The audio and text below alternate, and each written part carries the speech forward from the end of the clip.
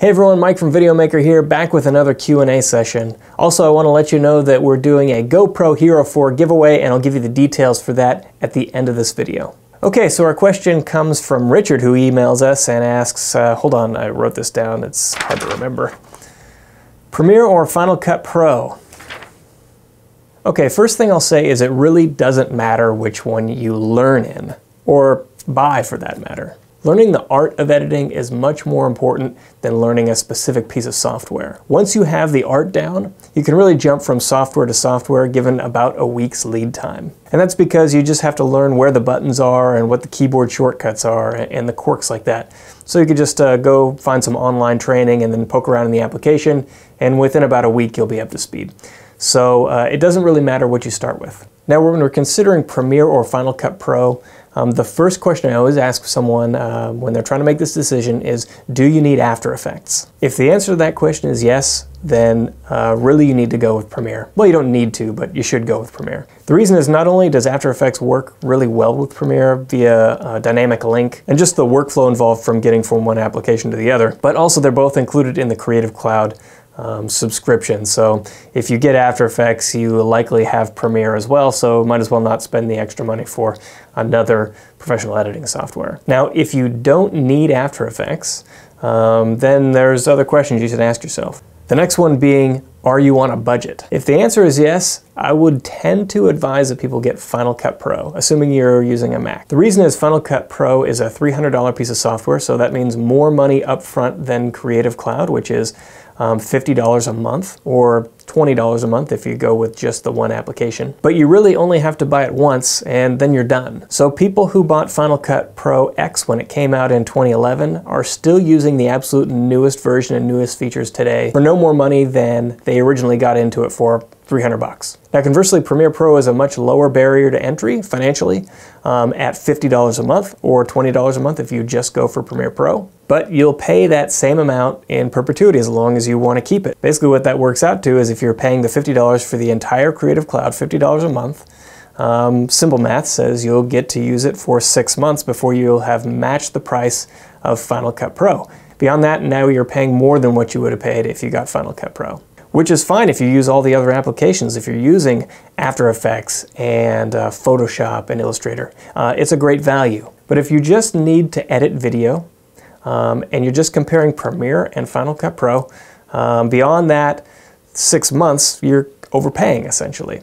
Now you could say that, well, you know, might as well just pay the $20 to just get Premiere, which is absolutely valid. And really all that does is change how long you have it for before you start to overpay again. So simple math here says it's about 15 months. Now, price isn't everything, right? I mean, I say you'll pay more after 6 months or 15 months for Premiere Pro, but that doesn't mean you're flushing your money down the toilet.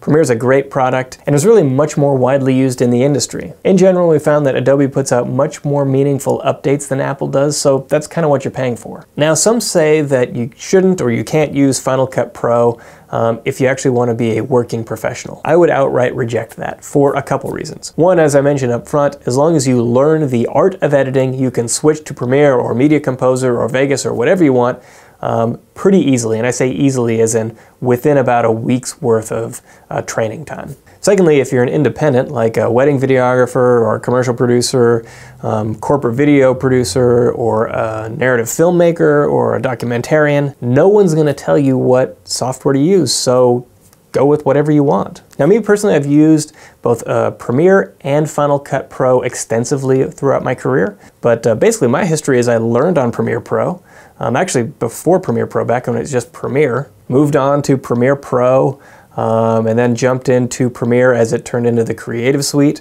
and then I actually switched to Final Cut Pro version 6, and I really loved it, and then went from 6 to 7, then changed jobs where we were primarily using Premiere. And to be honest, going from Final Cut 7 to CS5.5, I didn't really like it. I like Final Cut Pro 7 better. But as we know, Final Cut Pro 7 and Final Cut Pro X are two entirely different pieces of software. So from then on out, in a professional setting, it was pretty much Premiere. However, on my personal laptop, I keep a copy of Final Cut Pro X, and whenever I'm doing anything for fun or on the side, it's always Final Cut Pro X. Reason for that is simple. I bought it a long time ago, and I don't want to spend any more money on a new piece of software when what I have suits what I'm using it for perfectly fine. Now, in a professional setting, I often need After Effects, and Final Cut has Motion for an extra cost, but personally I don't find Motion to be an actual valid competitor to After Effects. After Effects is too much of an industry leader to be able to abandon. So whenever I need to use After Effects,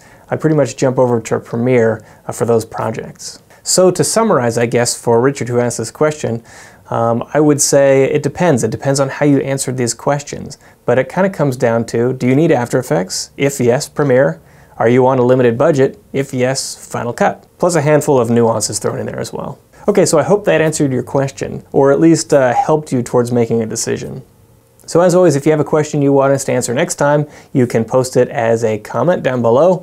You can tweet us, we're at Videomaker. You can find us on Facebook, we're facebook.com/videomakeronline, or you can send us an email, editor@videomaker.com. So this week, rather than recommending you sign up for our email newsletter, I want to tell you about a new sweepstakes we're doing. We're giving away a GoPro Hero 4. So to sign up, it's just like last time when we gave away that Canon 70D and the Zacuto gear. Just click on the link and fill out the short form and you'll be entered. And that's it for me this week. Thanks for watching.